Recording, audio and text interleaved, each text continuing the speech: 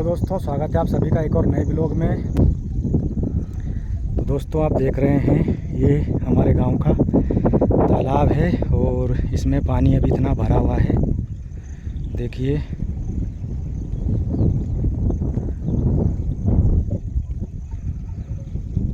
इसमें भैंस गाय इधर चल रही है सामने, और ये जो पाल है उसकी, इससे मैं जा रहा हूँ अपने खेत पर चलते हुए। सामने कुछ बच्चे भी खेल रहे हैं दोस्तों, वहाँ पर मस्ती कर रहे हैं।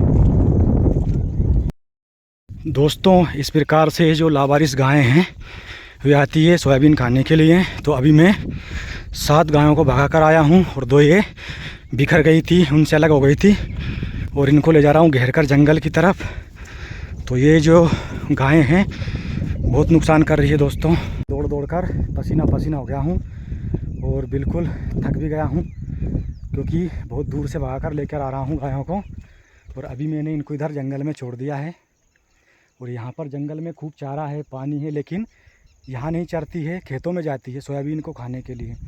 तो अभी उधर जा रही है दोस्तों ये गायें, और मैं जा रहा हूँ वापस खेत पर, क्योंकि मैं खेत पर आकर ही पहुँचा था और देखा मैंने काफ़ी दूर से, तो बहुत सारी गायें थी, 8-10 कम से कम, खेत में बीचों बीच चर रही थी दोस्तों।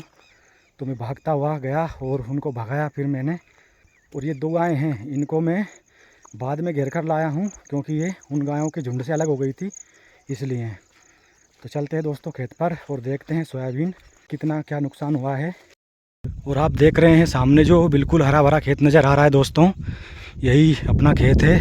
और हमारे खेत के आसपास में जो भी खेत हैं उनमें अभी सोयाबीन निकलती आ रही है, क्योंकि दोस्तों हम लोगों ने बोनी थोड़ी जल्दी कर दी थी, और हमारे जो पड़ोसी है इन लोगों ने बोनी थोड़ी बाद में करी थी। इस वजह से इनकी सोयाबीन जो है अभी बिल्कुल छोटी छोटी सी है। तो जो गाय होती है इनमें तो नहीं रुकती है और सीधे अपने खेत में ही पहुंच जाती है और थमकर चरती है, क्योंकि बड़ी बड़ी सोयाबीन हो गई है।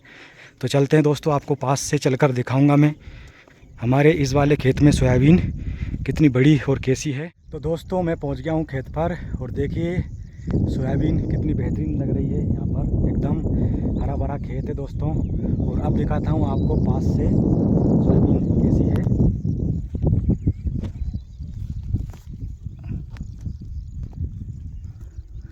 तो दोस्तों देखिए क्या बेहतरीन सोयाबीन है, पत्ते हवा से हिल रहे हैं।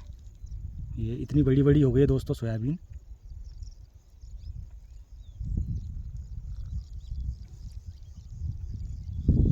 क्या शानदार नज़ारा है दोस्तों, देखिए बहुत ही खूबसूरत लग रहा है। और सोयाबीन की जो ग्रोथ है दोस्तों बहुत शानदार है, यहाँ पर बहुत बढ़िया है।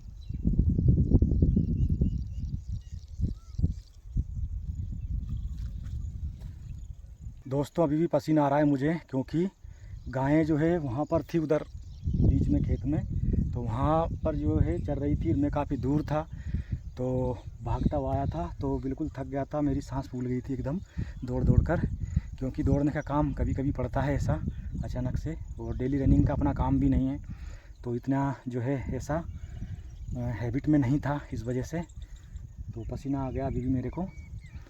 और दोस्तों अभी मैं देख कर आ रहा हूँ कहाँ कहाँ गायों ने नुकसान किया है, तो चलिए उधर आगे चलकर देखते हैं। देखिए यहाँ पर जो गाय घुसी थी खेत में, उनके पैर बने हुए हैं ये इधर उधर सब जगह ये, और ऐसे नुकसान होता है दोस्तों। देखिए यहाँ पर ये सोयाबीन जो है टूट कर गिर गए हैं पत्ते। जो सोयाबीन का पेड़ होता है उसका सिर टूट गया। यहाँ पर देखिए ये पेड़ जो है इधर ये इस प्रकार से ये दब गए हैं पेड़ों से, ये 2 पेड़ ख़राब हो गए हैं इधर ये। और देखिए इधर काफ़ी पेड़ बने हुए हैं, बहुत सारी गायें थी दोस्तों, तो पेड़ों से भी नुकसान होता है, और जो खाती है वे भी नुकसान होता है दोस्तों। तो आप देखिए यहाँ पर ये कितना सारा जो सोयाबीन के पेड़ थे ये सब खा गई ये गायें, ये बहुत सारे इधर ये खा रखे हैं ये। तो इस प्रकार से पूरे खेत में थी, काफ़ी नुकसान करके गई है।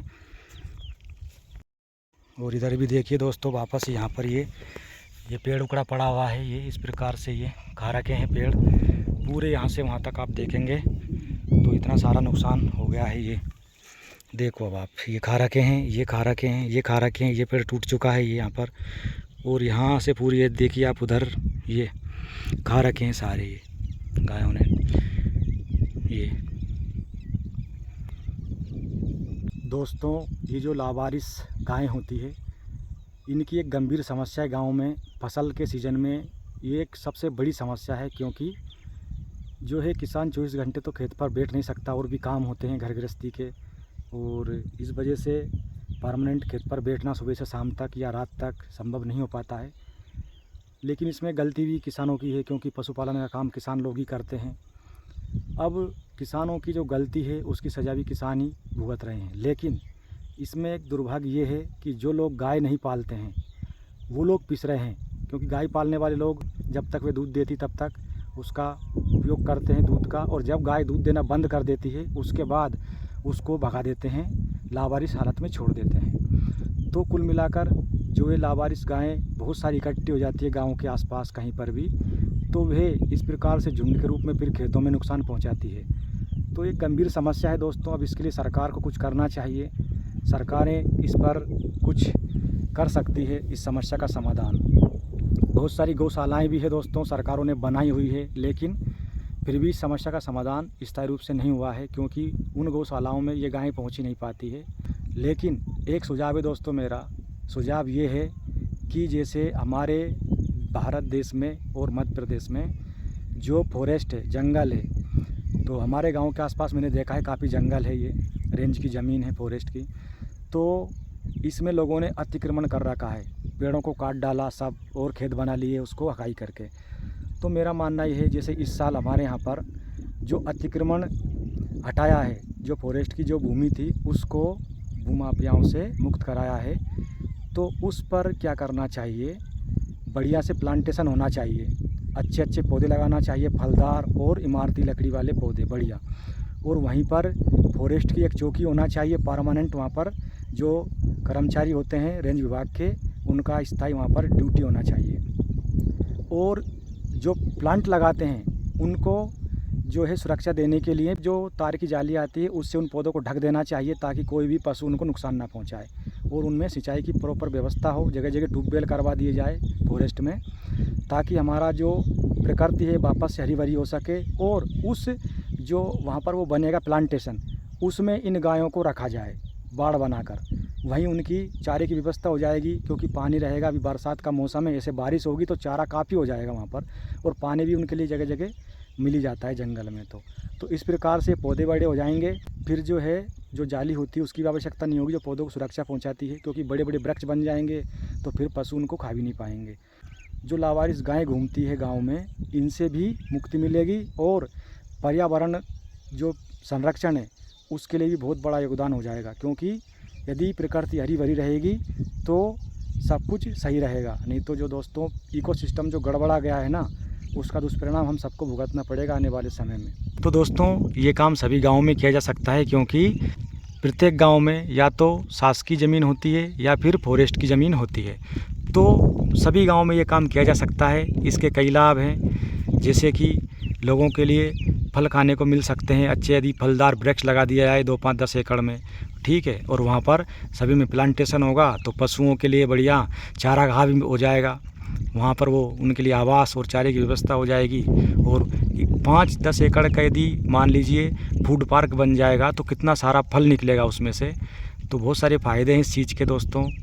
तो दोस्तों ये मेरा सुझाव था, कैसा लगा आप कमेंट बॉक्स में बताना। क्या मैं सही सोच रहा हूँ, ऐसा संभव है या नहीं है।